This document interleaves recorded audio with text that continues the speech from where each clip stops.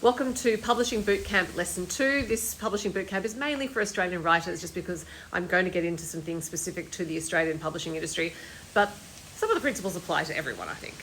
If this is the first time you're seeing one of my videos, hello, my name is Sophie. I'm a best-selling author in Australia. I'm also a book publisher in Australia, and I have been a literary agent and a bookseller, so I know a bit about books and publishing. So the first lesson was read first, write second. This second lesson is related, and it is research your audience and what else is available to them. Notice I said your audience, not your genre. So this means you are going to have to think about who your audience is, or your reader is, if you would prefer to use that term.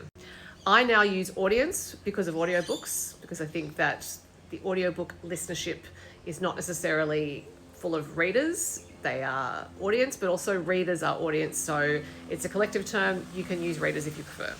Now, some writers will say they never ever think about readers/audience. That's absolutely fine. As a publisher, I am thinking about this all the time. So as a writer, I am thinking about it. This is because I want to tell stories to people. As a writer, I want to tell stories to people. I'm not telling them to myself. I have enough stories I can tell to myself. I can do that when I'm alone, meditating, walking, whatever it is. There are enough stories in here for myself. So as a storyteller, I want to tell stories to people. So I think about who my audience is. What are they interested in? What else do they read? What shows do they watch? What is their life like? What are their concerns? And it fundamentally boils down to what do they need and what do they want. And before I ever wrote my first novel of this kind, I did have some other novels before, but the 2017 novel, the inaugural meeting of the Fairvale Ladies Book Club, I had a really clear sense of who the audience was and what they were missing that wasn't already being published. Or rather hadn't been published for a while, because the book I was looking at was The Thorn Birds by Colleen McCulloch, which was published in 1977.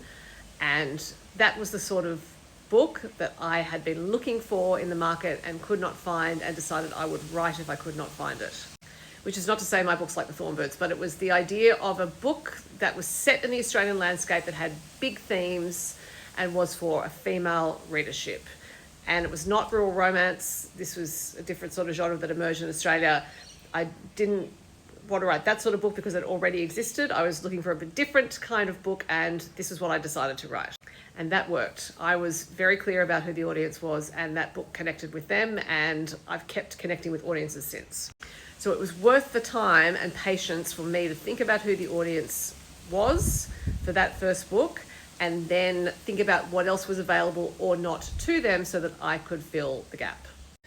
This may sound very unromantic, and you may be thinking, I just want to write what I want to write. That's fine.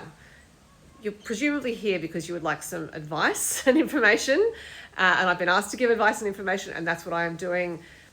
You can make of it what you will. Do with it what you will. I don't know. I don't care, because it's over to you. I don't know what happens to this information after you get it.